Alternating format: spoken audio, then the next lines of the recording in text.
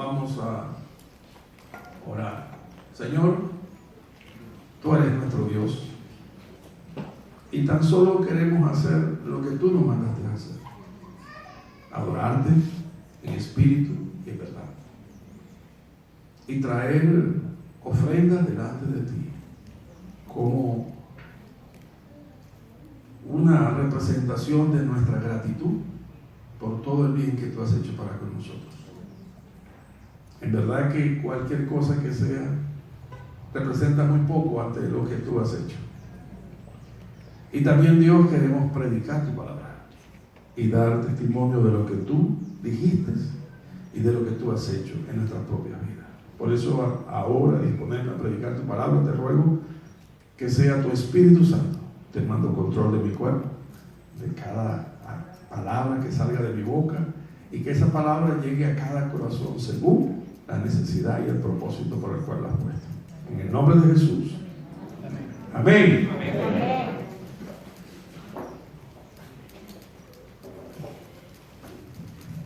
Voy a hablarles de Jesús de Nazaret. El hombre único en la historia de la humanidad, único su advenimiento, único su nacimiento, su vida única, sus palabras únicas. Él es único. Jesús dijo así: porque no envió Dios a su Hijo al mundo para condenar al mundo, sino para que el mundo sea salvo por él. El que en él cree no es condenado, pero el que no cree ya ha sido condenado, porque no ha creído en el unigénito Hijo de Dios. Y continúa diciendo: y esta es la condenación, que la luz vino al mundo y los hombres amaron más las tinieblas que la luz, porque sus obras eran malas. Ahora voy a hacerlo en otra revolución, un poquito más lento. Jesús dijo así en Juan capítulo 3, versículos 17 al 19. Porque no envió Dios a su Hijo al mundo para condenar al mundo, sino para que el mundo fuese salvo por medio de él. Propósito. El que en él cree no es condenado, pero el que no cree ya ha sido condenado, porque no ha creído en el nombre del unigénito Hijo de Dios. Y continúa diciendo: y esta es la condenación, que la luz vino al mundo y los hombres amaron más las tinieblas que la luz, porque sus obras eran malas. Tremenda declaración, ¿no? ¿Quién se atrevería a decir algo así? Nadie. Es que nadie lo ha hecho en la historia, solamente él. Por eso digo y repito, es único.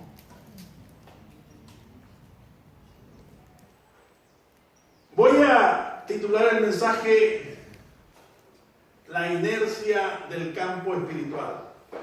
Estamos con mucha física últimamente. En los predios de la física se entiende como inercia aquella resistencia, visto de esta forma, que hace cualquier cuerpo para cambiar su estado inicial, sea este estático o dinámico. Fácil. Por ejemplo, un ejemplo muy sencillo. Usted va en un carro a 80 kilómetros por hora. ¿A qué velocidad va usted? Usted va dentro del carro a 80 kilómetros por hora. ¿Sí o no? Si el carro choca con un muro, el carro se detiene. Pero si usted no tiene puesto el cinturón de seguridad, usted sale impelido, ¿verdad? ¿A qué velocidad? Su velocidad inicial son 80 kilómetros por hora. Sale a la velocidad que tuvo el carro cuando lo detuvo. Eso se llama inercia. Ese principio es inercia. Tiende a mantener el estado en el que venía. Dice: pastor, usted se complica la vida. Ahora traslademos eso al campo espiritual. Jesús dijo así: lo que es nacido de la carne sigue la misma tendencia. ¿Ven? ¿Lo ven ahora? Lo que es nacido de la carne va a ser lo mismo. Eso es nada más que las canciones del llano adentro que cantan que ¿cómo se llama? Que si el caballo es negro, ¿por qué salen blancos los potrancos? ¿No? Eso no cabe aquí. Si el tipo es negro, los hijos salen morados.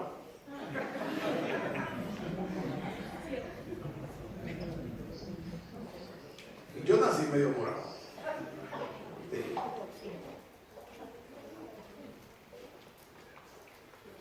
Ahora bien, eso es una ley, no se puede cambiar. Es la genética, papá. No hay manera de cambiarla.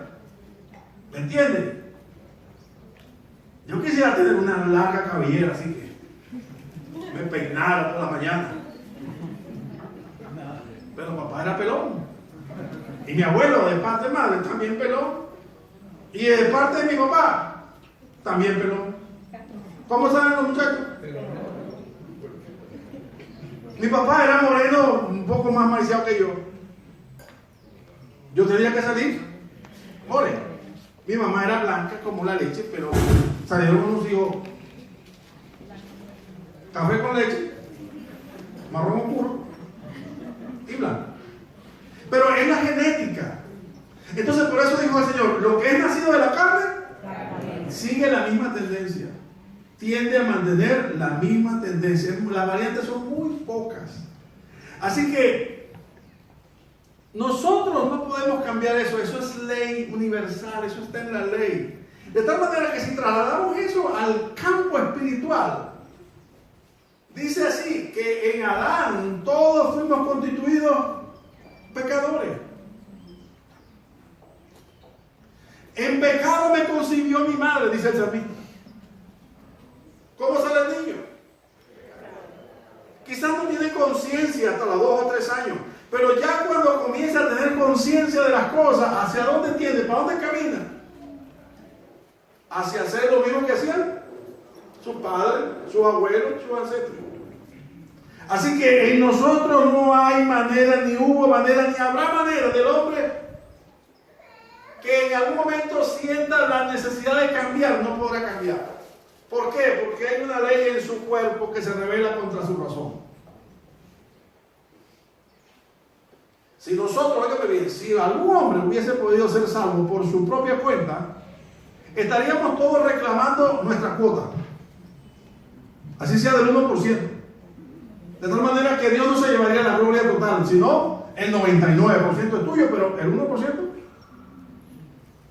Eso no es lo que predicamos. Lo que predicamos es que el 100% de la gloria y de la salvación pertenece a Dios. Amén. Porque el hombre en su propia condición tiene una inercia que lo lleva no solamente a ser pecador, sino a sus hijos que sean pecadores y sus nietos que sean pecadores, y van a seguir siendo así durante todas las... Mira el mundo en que vivimos. Yo a veces veo los vestidos de los años 50 de las damas y de los hombres.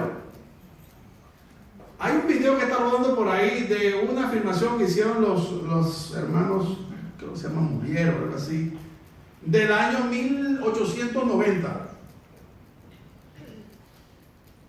Se lo voy a enviar al grupo. ¿Se acuerdan? Ok, ellos le pusieron color con la tecnología, pero muestra cómo la gente allá en Brooklyn, allá en Francia, todos iban todo el tiempo enfusados. Con todo el mundo con sombrero. Las damas con sus vestidos largos. Con sombrero, parece un ramillete rosa aquí. ¿Y ahora? Mire, por ejemplo, los vestidos de baño. Ay, papá, me estoy metiendo en problemas. Vamos a dejarlo así. ¿Cómo era la gente? El concepto de la familia en aquella época. Cerrado, ¿verdad? Los hombres eran hombres. Había un concepto de la moralidad. Miren lo que somos hoy día. Esta sociedad. A lo bueno le llaman malo y a lo malo le llaman bebé. No hay. Este mundo va a ir, óigame bien, esta palabra profética, este mundo va a ir cada vez de mal en peor. No solamente que va a ir de mal en peor, cada quien que haga lo que le da la gana. No, es que no solamente eso. Es que los malos le van a imponer a los que se resistan a eso, le imponerse de que tienen que ser como ellos son. ¿Se acuerdan Sodoma y Gomorra? Así que nosotros no podemos cambiar eso. Pablo dijo allá en Efesios 5:8, dice, vosotros que antes erais tinieblas. O sea, las tinieblas no producen luz. No hay manera. No hay posibilidad del cambio del hombre por el hombre. No hay. Tiene que haber una intervención divina para que las tinieblas se conviertan en luz. Porque Pablo termina diciendo, ahora soy luz en el Señor. Así que, corta la introducción, corta el mensaje. Punto número 1. La inercia del pecado. Generación tras generación el hombre ha sido esclavo de su pecado. Desde Adán, voy a irme desde Adán hasta el capítulo 6, cuando se degrada el hombre en una condición tal que Dios decide raer al hombre de la faz de la tierra. ¿Se acuerdan? Cuando ven la gracia que fue sobre él. A ver, dijo el Señor así en el pasaje que leí al principio, y esta es la condenación, que la luz vino al mundo, y los hombres amaron más las tinieblas que la luz, porque sus obras eran malas. Claro, porque si eran malas, eran tinieblas, y las tinieblas aman las tinieblas, y no tienen ni idea de lo que es la luz, es más, aborrecen la luz. Pero añadí un versículo más, y es el 20. Dice, porque todo aquel que hace lo malo aborrece la luz. Le contaba yo en mi clase esta mañana que cuando a mí me predicaban la primera vez, aquel muchacho en la universidad me predicaba de Cristo, sentía un repudio a lo que me preguntaba. Me hacía una misma pregunta cada vez que me lo conseguía. ¿Dónde me lo consigues? Alejandro, ¿cómo está tu relación con Dios? ¿Qué pregunta más incisiva, inoportuna, necia? Yo la veía mal. ¿Por qué? ¿Por qué la veía mal? Porque yo era tiniebla, ¿me entiendes? Mi vida era tiniebla, mi vida era un mundo sin tener conocimiento de Dios en lo absoluto. Porque todo aquel que hace lo malo aborrece la luz y no viene a la luz para que sus obras no sean reprendidas. No había nada que hubiese en mí que me obligase a buscar la luz, porque me sentía bien en las tinieblas. No conocía la luz. Antes de la venida de Cristo, nuestras obras eran malas. Por tanto, el mensaje de salvación chocaba en mi mente. Eso era repudiable. ¿Por qué había un principio? ¿Cuál era el principio? La inercia. Mi padre era un pecador. Mi madre era una mujer pecadora. No tenía conocimiento de Dios. Mis abuelos eran pecadores, maternos y paternos. Entonces, en conclusión, ¿cómo quedaba yo el potro? Pecador. Y lo malo que hacían ellos, lo celebraban. Y ahí no había religión que valiese, ni relación con Dios, ni nada por el estilo. Hermanos, si buscan conmigo en Romanos capítulo 5, esto es algo para que mostrarles en este primer punto la realidad de nuestra vida. Esta es la realidad. Pablo, escribiendo a los romanos, dijo así: por tanto, como el pecado entró en el mundo por un hombre, esto es Adán, y por el pecado la muerte, así la muerte pasó a todos los hombres, por cuanto todos pecaron. Indefectiblemente, indeteniblemente e irreversiblemente, todos nos metimos en ese cauce. ¿Cuál? El de nuestros padres, el de nuestros abuelos, y remontándonos hasta Adán, dice la palabra. no había ninguna oportunidad, ni la hay para el mundo. No hay. Que el mundo pueda encontrar en sí mismo una solución a la inercia de su pecado. No hay.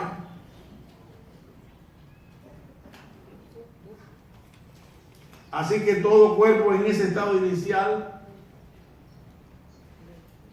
va a continuar en el mismo estado. No hay manera de cambiar.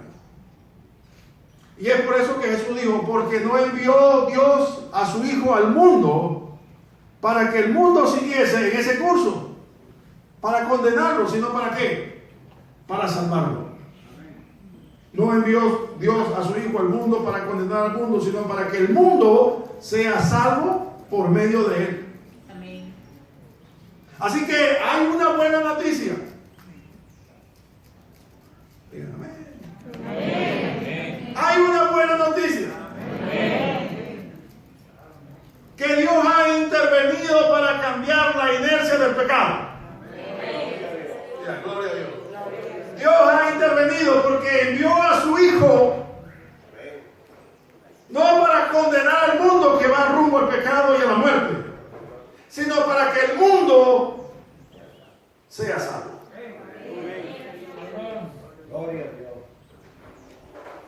Es por eso que les declaro en conclusión, el mundo está bajo pecado. La inercia el mundo no la puede detener. Los que van en el carro serán impelidos, soplados, impulsados por el mismo pecado que traen sus padres, y aún peor. La degradación del hombre en esta humanidad es indetenible. El mundo come y siembra de su propia perdición de manera irreversible. Pero dije hace un momento, tengo una buena noticia esta mañana que traerles. Amén. Y esta es la declaración que hago. Solo la gracia de Dios. Oigan bien. Solo el poder de la gracia de Dios puede librarnos de esta ley. Solo el poder de la gracia divina puede cambiar el destino del hombre. Solo la gracia de Dios romperá la inercia del pecado en la humanidad. Pero lo hará solamente en quienes creen en Él, en aquellos que deciden entregar su vida a Él, en aquellos que creen que Él tiene el poder, como dice ahí en el pasaje de Juan 3:17, yo he venido para salvar, no para condenar. Punto número 2. ¿Quién puede? Voy a hacer como 9 preguntas. ¿Están listos? ¿Están dispuestos a responder las 9 preguntas?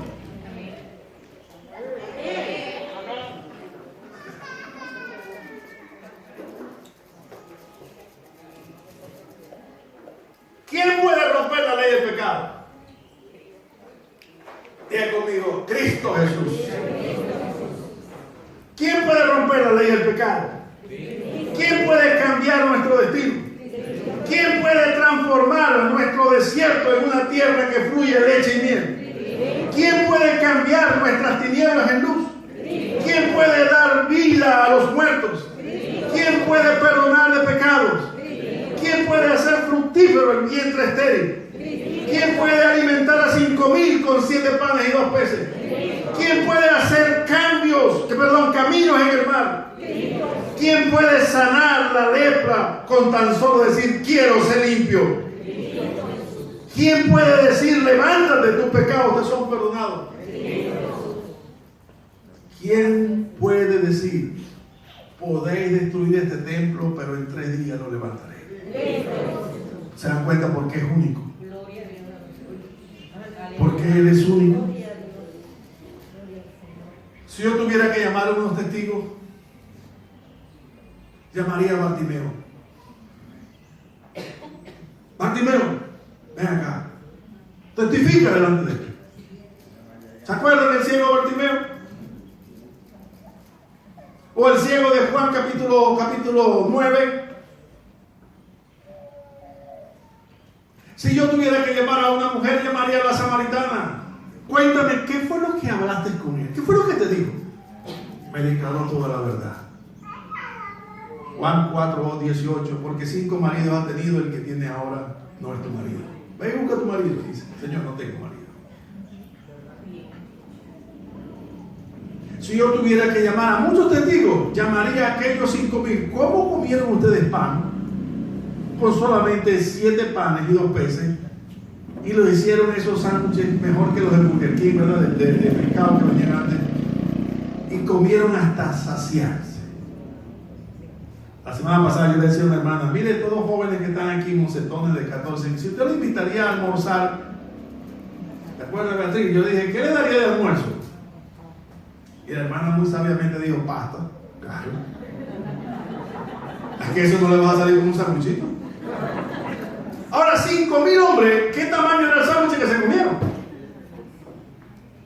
Pero todo depende, como dice aquella ilustración, depende en las manos de quien esté. Porque nosotros no daría más para 10. Pero en las manos del que todo lo puede, se convirtieron en saciar a 5,000 hombres. Más los que no se contaban. Más las cestas que sobraron. Solamente Él puede cambiar. Si yo tuviera que llamar testigos, llamaría a los 10 leprosos, que ya están sanos. ¿Qué fue lo que les pasó?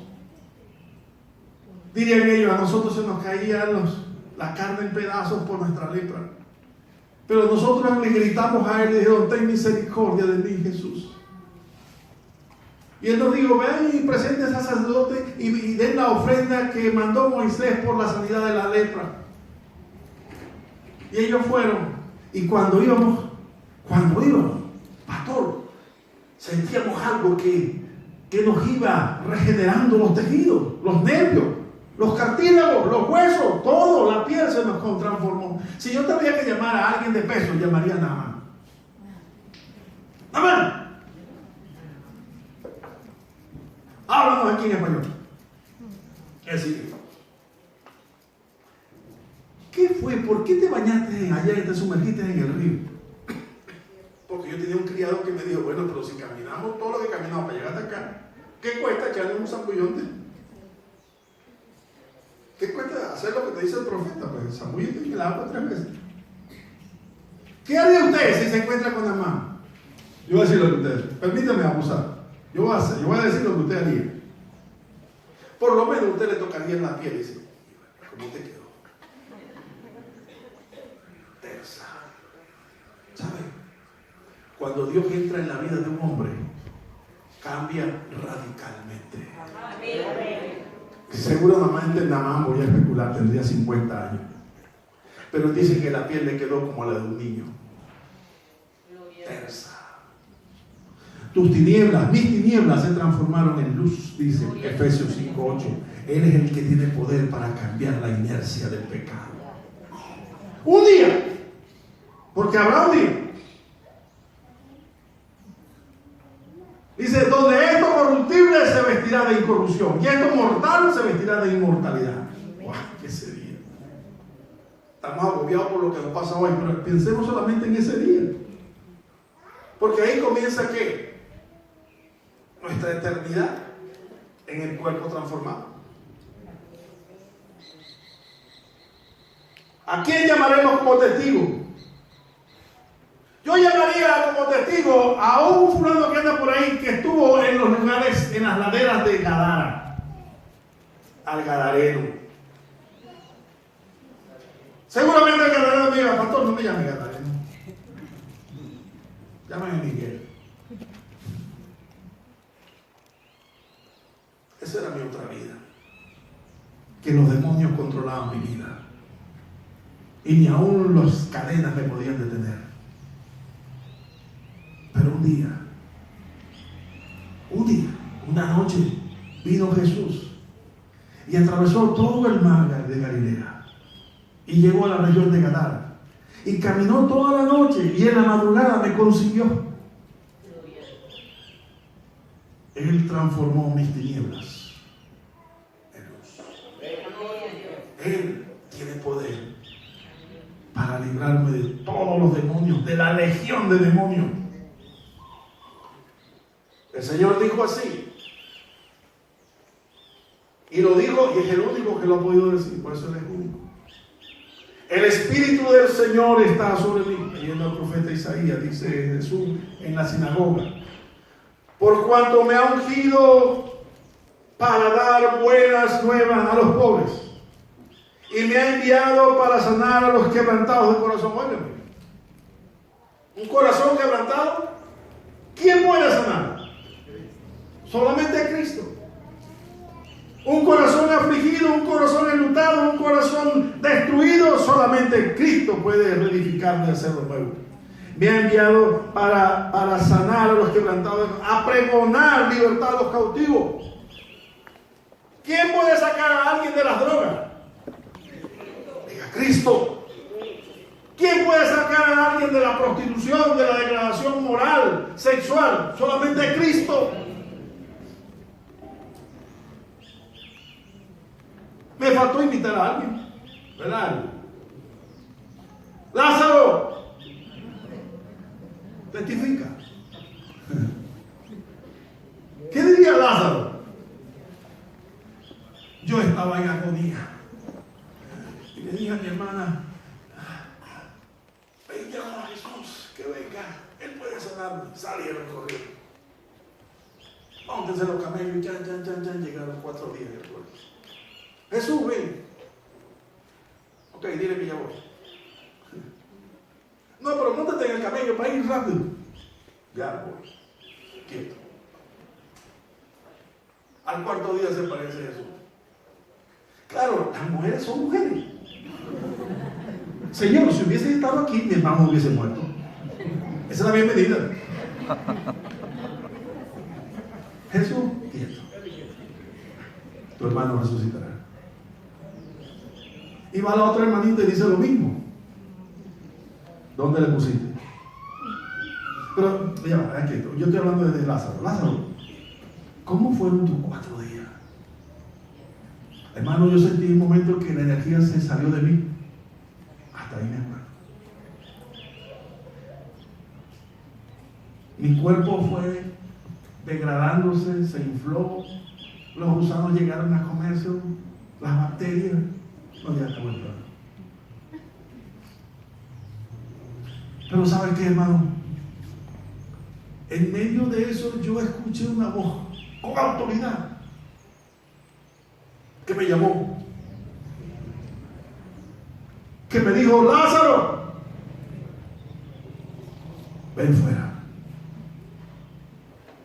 Al instante yo estaba en el cuerpo y todo aquello que estaba destruido se revertió.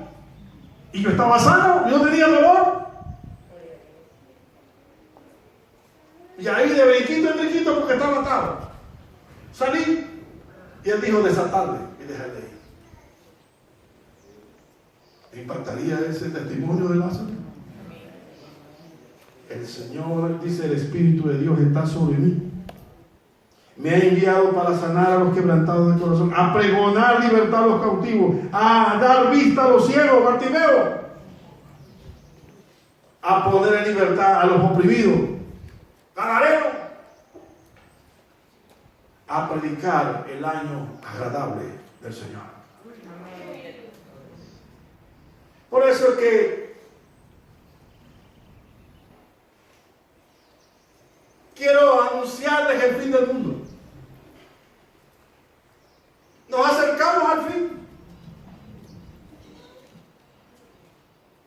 ¿Nadie le gusta?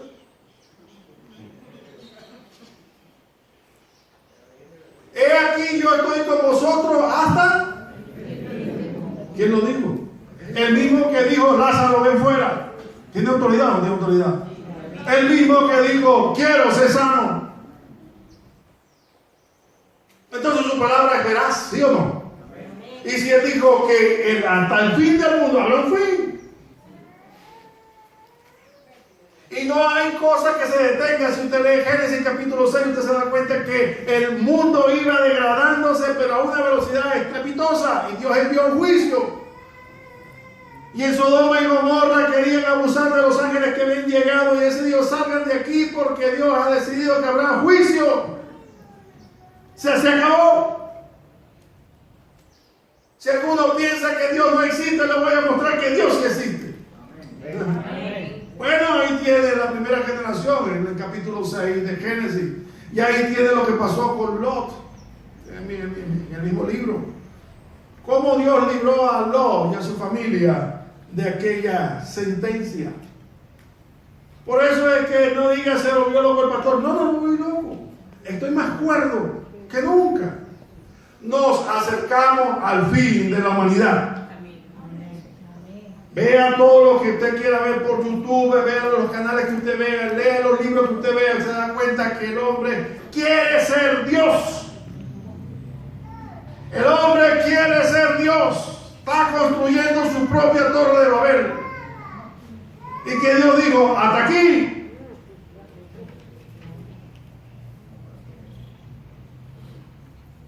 ¿Sabe qué? Si usted busca conmigo en Hebreos 4:13, hay una declaración que debe darnos luz a nuestro entendimiento. Óigame.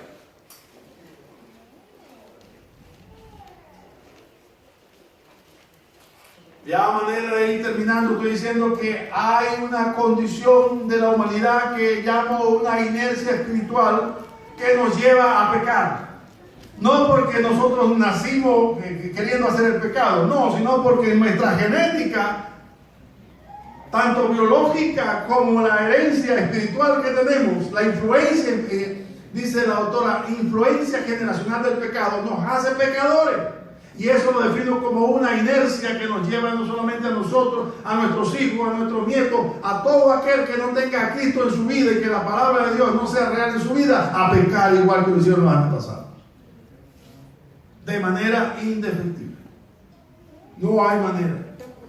Segundo, dije que solamente hay uno que dijo, porque no envió Dios a su Hijo al mundo para condenar al mundo, sino para que el mundo sea salvo por él. Amén. Y su nombre se llama Jesús, a quien yo les predico esta mañana. El único que tiene poder para decirle al muerto de 4 días, ven fuera. El único que tiene poder para decirle al leproso que se hincó ante él, que dijo, quiero ser sano. Y dice la palabra que al instante la lepra se fue de él. El único que le puede decir a una mujer, a aquella mujer samaritana, que le reveló toda su vida, porque 5 maridos ha tenido y el que tiene ahora no es tu marido. El único que puede decir a aquel ciego, ve y lávate en el pozo de Siloé, y recobra viendo la vista. A ese es el único que también dijo, esto va a terminar un día. Lo importante es saber que estamos en la fila de los no condenados, sino de los salvos. ¿Sabe? La palabra puntual, el verbo que hace que la curva cambie, es el verbo creer. Que puedo confiar y puedo obedecer. Amén.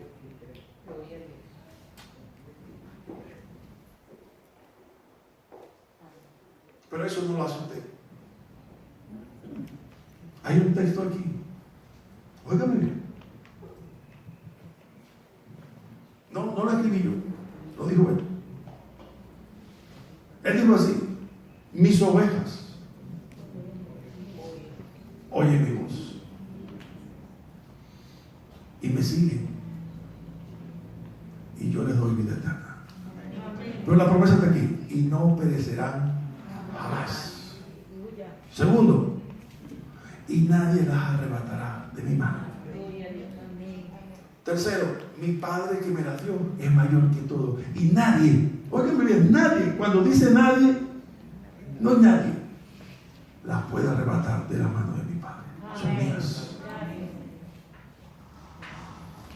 Cuando digo este pasaje en el punto 3 dice, Hebreos 4:13, no hay cosa creada, óiganme bien, no hay ser creado que no sea manifiesta en su presencia.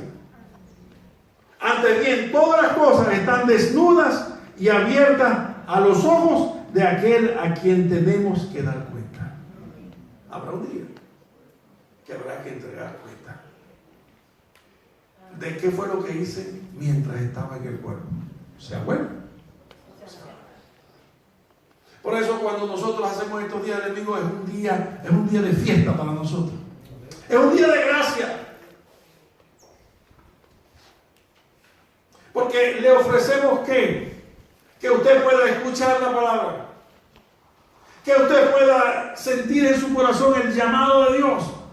Los que son sus ovejas oyen su voz. Yo no puedo obligarle a alguien que oiga.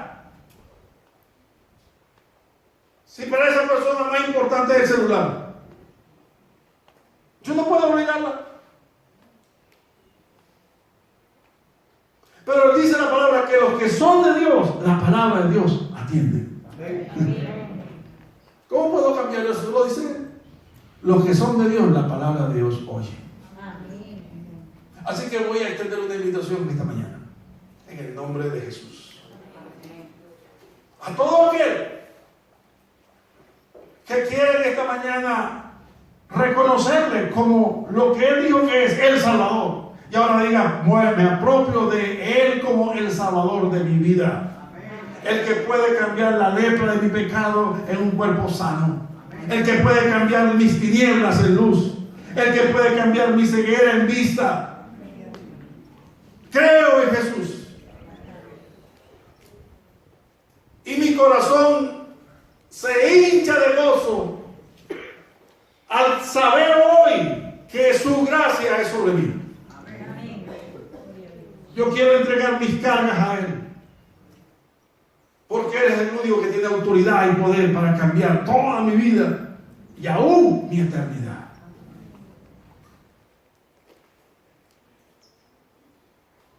¿Quiere hacerlo esta mañana?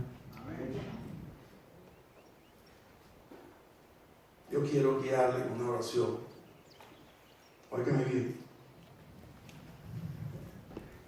Si usted quiere hacer esta oración, fíjate lo que te dicen, si usted quiere hacer. Voy a cambiar esto. Si usted oye que Dios le invita a hacerlo, hágalo. Porque el escritor a los Hebreos dice, si escucháis hoy su voz, no endurezcáis vuestros corazones. Porque es deleitosa como la miel su palabra a los suyos, pero es tormentosa a aquellos que no son suyos. Vamos a orar. Incline su rostro.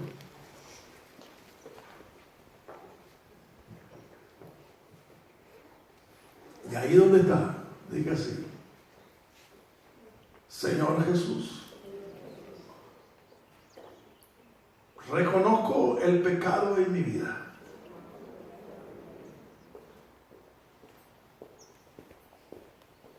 Y en esta hora me arrepiento. Y clamo a ti para que tú sanes y salves mi vida. Como dijo el predicador, solamente tú tienes poder y autoridad para hacerlo. Por eso te pido que vengas a mi vida y seas de hoy en adelante mi Señor y mi Salvador. Porque en tu nombre oro. Amén. Quédese así. Si usted oró así, yo quiero ser el primero en recibirle. Yo le voy a pedir que venga hasta acá. Los que oraron de esa manera. Párese de su silla, venga por favor. Venga.